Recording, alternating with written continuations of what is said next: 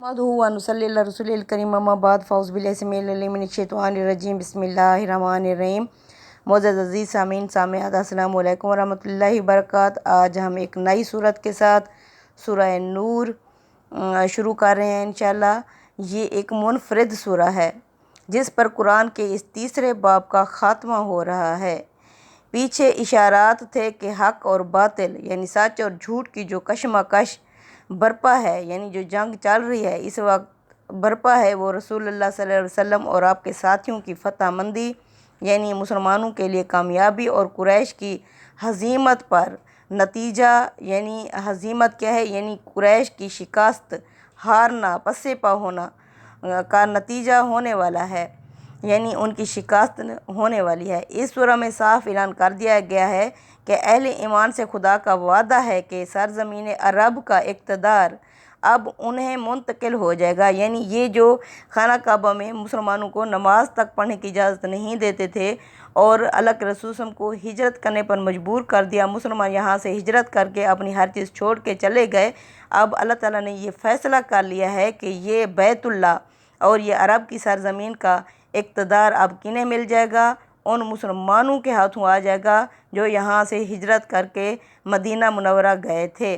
चुनांचे इसी मुनासबत से सूरह का मौजू उनका तज़किया भी है, यानी मुसलमानों का क्या है, इसमें उनका तज़किया यानी उन्हें पाकीज़ा करना है, जिसके लिए ज़रूरी अहकाम दिए गए हैं और उनकी जमात की ततहीर भी है, ततहीर भी पाकीज़गी है, जिसके लिए मुनाफिकीन को तंबीह और तहदीद की गई है, यानी इन्हें ख़बरदार कर दिया गया है कि अल्लाह की हदों को ना तोड़ना। इस लिहाज से ये सूरह इस बाब की पिछली तमाम सूरतों का तकमिला और तत्मा है, यानी ये क्या है, इधर मुकम्मल हो रहा है जो पहले से चला आ रहा है, सारा कुछ यहाँ आकर तकमील हो रही है, मुकम्मल हो रही है।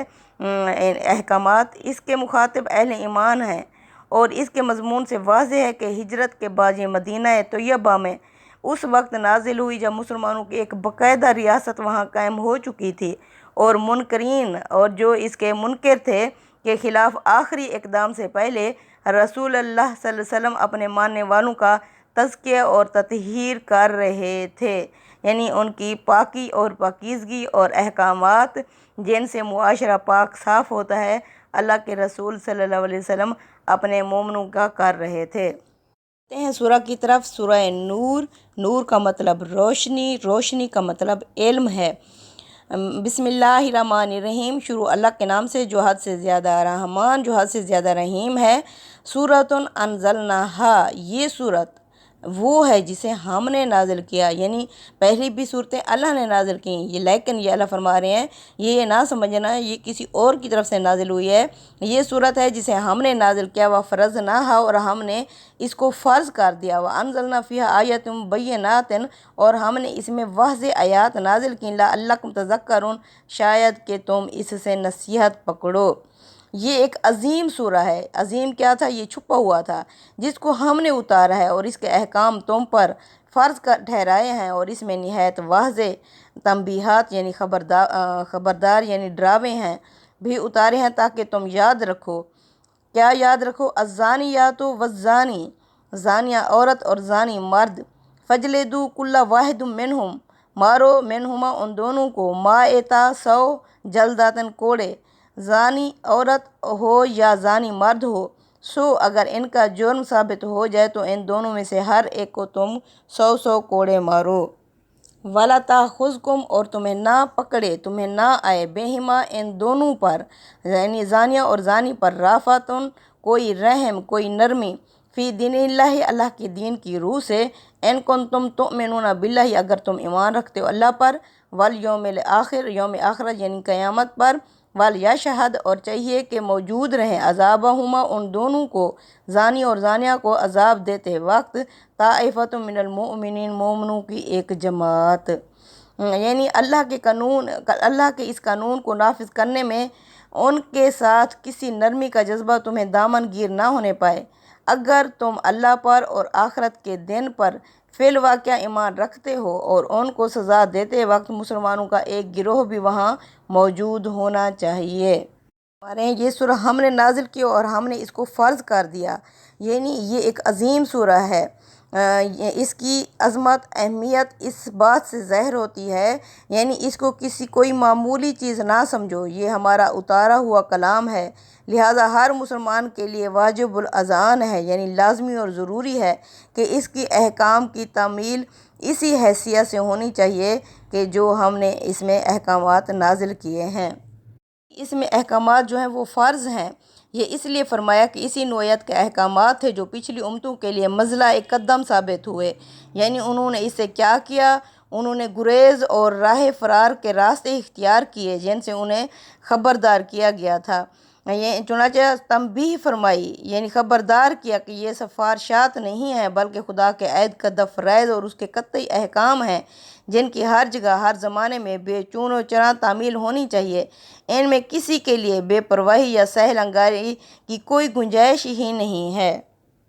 اللہ فرما رہے ہیں اس میں واضح احکامات ہیں۔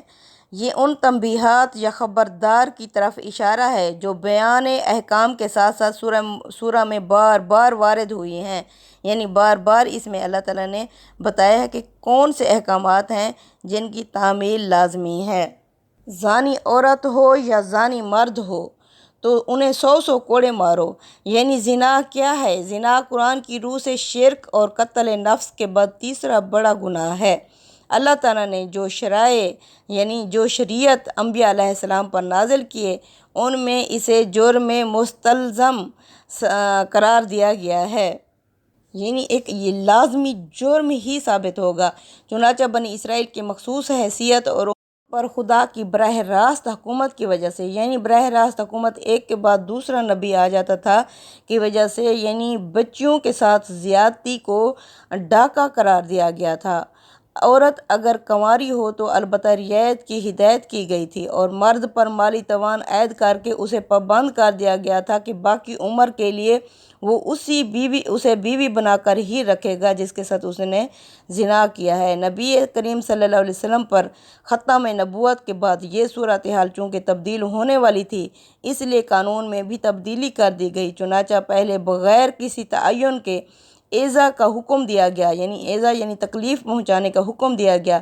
یہ حکم سورہ نساء کی آیت نمبر 16 میں بیان ہوا ہے۔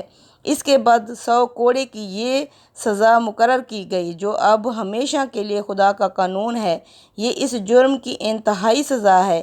اس کی دلیل یہ ہے کہ قرآن مجید نے اس کے بیان میں صفت کے صیغے اختیار کیے ہیں جو وقوع فعل میں اہتمام پر دلالت کرتے ہیں، لہٰذا یہ سزا صرف انہی مجرموں کو دی جائے گی جن سے جرم بالکل آخری صورت میں سرزد ہو جائے اور اپنے حالات کے لحاظ سے وہ کسی رعایت کے بھی مستحق نہ ہوں۔ چنانچہ سزا کے تحمل سے معذور، مجبور اور جرم سے بچنے کے لیے ضروری ماحول، حالات اور حفاظت سے محروم سب لوگ اس سے یقیناً مستثنیٰ ہیں۔ قرآن مجید نے ان عورتوں کے بارے میں جن کے مالک انہیں پیشہ کرنے پر مجبور کرتے تھے پوری صراحت کے ساتھ وضاحت کے ساتھ فرمایا کہ اس جبر کے بعد اللہ تعالیٰ ان کے لیے غفور الرحیم ہے۔ اس طرح زمانہ رسالت کی لونڈیوں کے بارے میں بھی اس کا یہ ارشاد ہے کہ خاندان کی حفاظت سے محرومی اور ناقص اخلاقی تربیت کی وجہ سے انہیں بھی یہ سزا نہیں دی جا سکتی، یہاں تک کہ اس صورت میں بھی جب ان کے مالکوں اور شوہروں نے انہیں پاک دامن رکھنے کا پورا اہتمام کیا ہو، انہیں اس سزا کی نسبت آدھی سزا دی جائے گی۔ آدھی سزا کس لیے دی جائے گی؟ کیونکہ جو خاندانی عورت ہوتی ہے وہ 2 دیواریں پھلانگتی ہے، ایک تو اس نے خاندان کی دیوار پھلانگی اور دوسری مرد کی، لیکن جو ہوتی ہے لونڈی وہ کیا کرتی ہے؟ صرف یعنی ایک دیوار پھلانگتی ہے، وہ شوہر کی دیوار ہوتی ہے۔ تو اس لیے اللہ تعالیٰ فرماتے ہیں ان کی چونکہ ناقص اخلاقی تربیت ہوتی ہے اور اس وجہ سے ان کی سزا بھی اللہ تعالیٰ نے آدھی کر دی ہے، یعنی 100 کی بجائے انہیں 50 کوڑے ہی مارے جائیں گے۔ اگر تم اللہ پر اور یوم آخرت پر ایمان رکھتے ہو تو یعنی انہیں یہ سزا ضرور دو۔ یہ سختی اس لیے ضروری ہے کہ معاشرے کا استحکام، رحمی رشتوں کی پاکیزگی، رحم کیا کہتے ہیں؟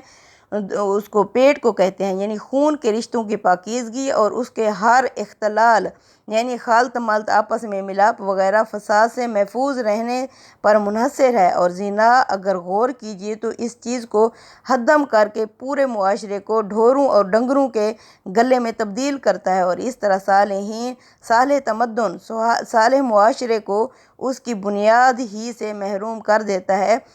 بعض امام لکھتے ہیں یعنی اس کی تنفیذ کے معاملے میں، یعنی اس کو نافذ کرنے کے معاملے میں کسی قسم کی نرمی یا مداحنت یا چشم پوشی کو راہ نہ دی جائے، نہ عورت کے ساتھ کوئی نرمی برتی جائے، نہ ہی مرد کے ساتھ، نہ امیر نہ غریب کے ساتھ۔ خدا کی مقرر کردہ حدود کی بے لاگ اور بے زور رعایت، تنفیذ یعنی اس کو نافذ کرنا ایمان باللہ اور ایمان بالآخرت کا لازمی تقاضا ہے۔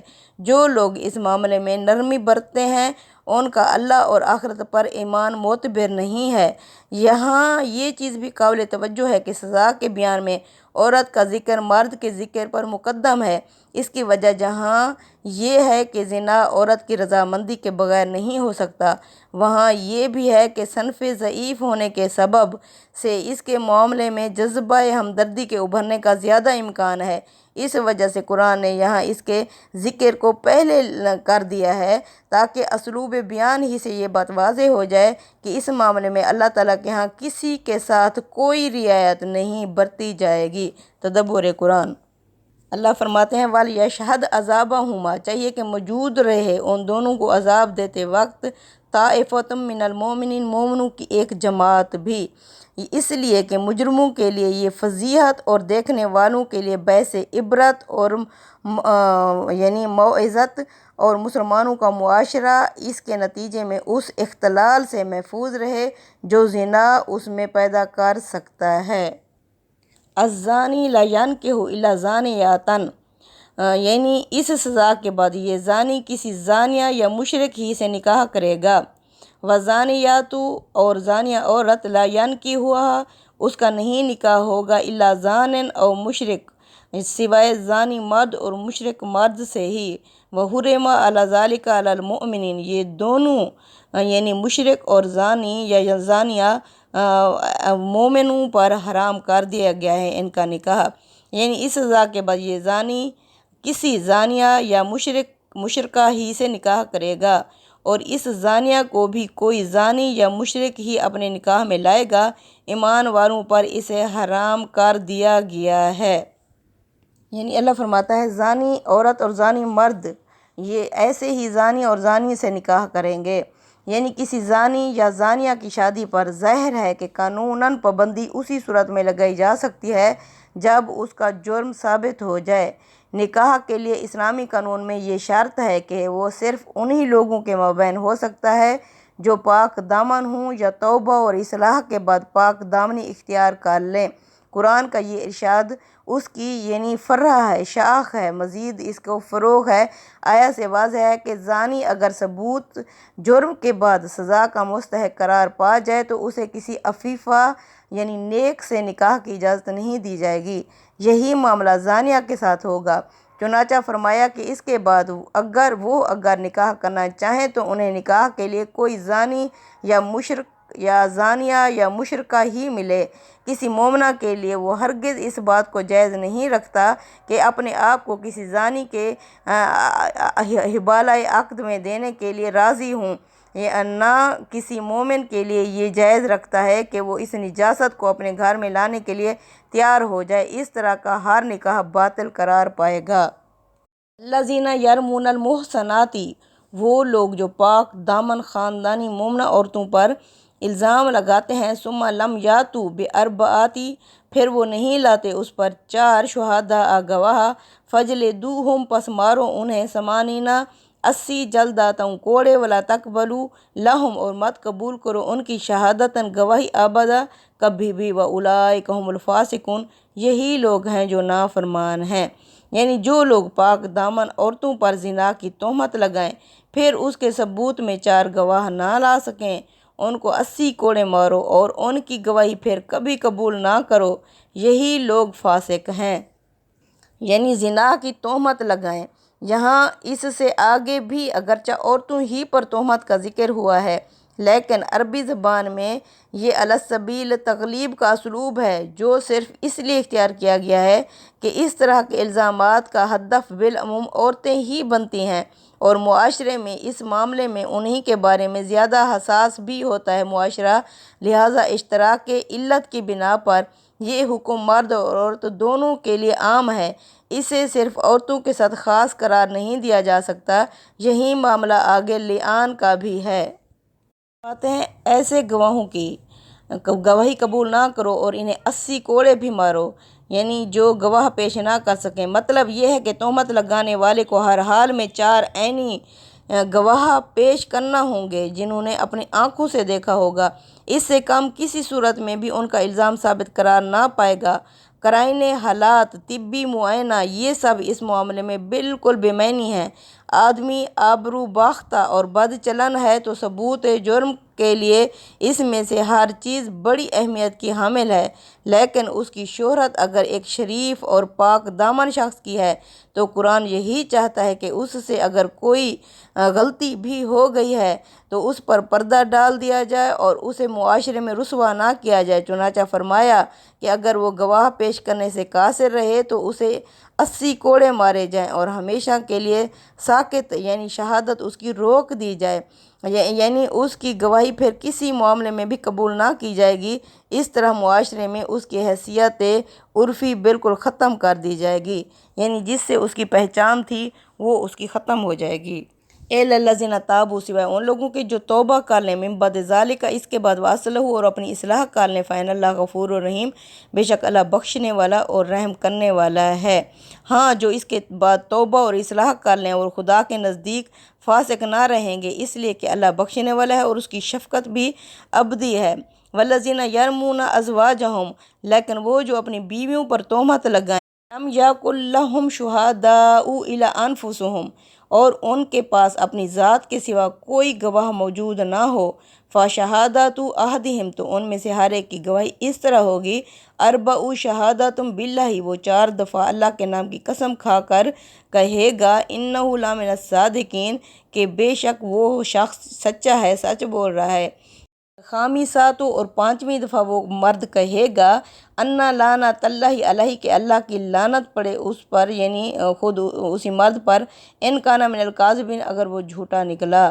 وَيَدْرَؤُ عَنْهَا، اور اس عورت سے عَنْهَا العذاب، عذاب اس طرح دور ہو سکتا ہے، ٹال سکتا ہے، ان تشہد 4، وہ بھی 4 دفعہ کہے گی، شہادتم باللہ، اللہ کے نام کی قسم کھا کر کہے گی، انہ لمن الکاذبین، کہ یہ شخص جھوٹا ہے۔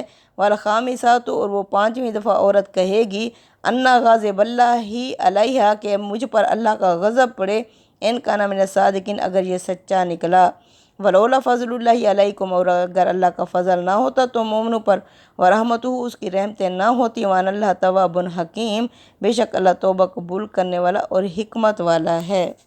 یعنی اس کے بعد عورت سے سزا اسی صورت میں ٹل سکتی ہے کہ اس کے جواب میں وہ 4 مرتبہ اللہ کی قسم کھا کر کہے کہ یہ شخص جھوٹا ہے، اور 5ویں مرتبہ یہ کہے کہ اس بندی پر اللہ کا غضب ہو اگر یہ اپنے الزام میں سچا ہو۔ ایمان والو، اگر تم پر اللہ کا فضل، اس کی رحمت نہ ہوتی اور یہ بات نہ ہوتی کہ اللہ بڑا توبہ قبول کرنے والا اور صاحب حکمت ہے، تو جو رویہ تم لوگوں نے اختیار کیا تھا، احکام کی بجائے اس پر اللہ کا عذاب نازل ہو جاتا۔ اللہ فرماتے ہیں عورت سے سزا اس صورت میں ٹل سکتی ہے کہ وہ بھی قسمیں کھائے گی، یعنی 100 کوڑے کی سزا جو اوپر بیان ہوئی ہے آیت میں، اس کے لیے العذاب کا لفظ آیا ہے۔ اسی مفہوم کے لیے اوپر عذابہما کو عذاب کس طرح دیا جائے گا، لہٰذا 100 کوڑے کے سوا کوئی دوسری سزا اس سے کسی طرح مراد نہیں لی جا سکتی۔ قرآن نے برملا یعنی صاف واضح کر دیا ہے کہ یہ 100 کوڑے ہی مارے جائیں گے۔ چنانچہ یہ بالکل قطعی ہے کہ شادی شدہ، غیر شادی شدہ کی سزا میں اگر الاطلاق کوئی فرق کیا جائے گا تو یہ قرآن کے بالکل خلاف ہوگا، یعنی ان کو 100 کوڑے ہی مارے جائیں گے۔ یعنی اللہ فرماتے ہیں اللہ کا فضل اور اس کی رحمتیں نہ ہوتی تو اللہ کے عذاب یعنی احکام کے بجائے اللہ کا عذاب نازل ہو جاتا۔ اس پر بہتان کا ذکر ہے۔ قرآن نے وضاحت نہیں کی مگر روایتوں میں تصریح ہے کہ یہ اس فتنے کی طرف اشارہ ہے جو غزوہ بنی مستلق کے موقع پر منافقین نے ام المومنین سیدہ عائشہ رضی اللہ تعالیٰ عنہا کو متہم کرنے کے لیے برپا کیا تھا۔ اس کی جو تفصیلات روایتوں میں بیان ہوئی ہے وہ تو بیشتر محل نظر ہیں، لیکن قرآن نے جس سیاق میں اور جس انداز سے اس کا ذکر کیا ہے اور اس کے مختلف کرداروں کی طرف جو اشارے کیے ہیں ان سے واضح ہے کہ معاملہ ایسی ہی کسی شخصیت پر تہمت کا ہے۔ چنانچہ اس کی تفصیل انشاءاللہ اگلی کلاس میں کریں گے۔ یہ جو ام عائشہ کے اوپر واقعہ افک یعنی جھوٹا جو ان کے اوپر الزام لگا تھا اس کے بارے میں اگلی نشست میں انشاءاللہ ربنا تقبل منا انک انت السمیع العلیم وتب علینا انک انت التواب الرحیم صلی اللہ تعالیٰ علی خیر خلق محمد و علی آلہ وصحبہ اجمعین آمین یا رب العالمین۔